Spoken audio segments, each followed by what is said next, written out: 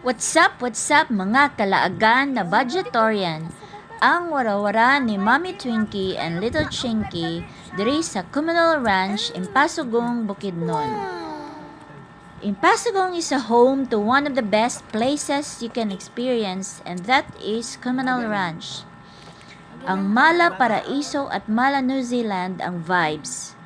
Diri lang sa Mindanao makit-an og ma-experience.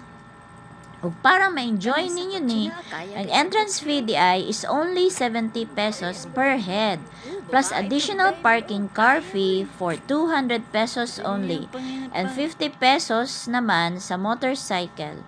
Pwede mo mag-horseback riding for only 250 pesos per hour.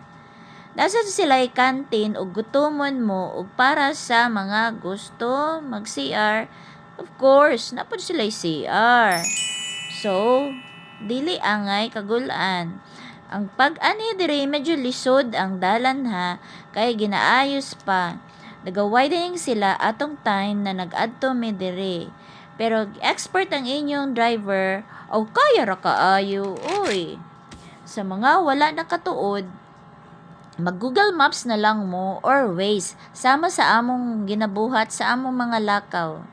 Layo-layo gyud ang biyahe, pero once makaabot mo aning dapita, hay nako, dili naka makaulion, makalimot jud ka sa imong mga problema ug sa mga kautangan. Wala na lang mi nag-horseback riding ug nagdugay pa kay hapon na mi naabot. Ug wala sa videohan si Little Chinky kay nahadlok na sa mga kabayo. But we definitely want to go back there in the future. Ug daghan salamat kini inyong budgetarian ug kalaagan si Mommy Twinkie and Little Chinky. Follow us for more budgetarian adventures.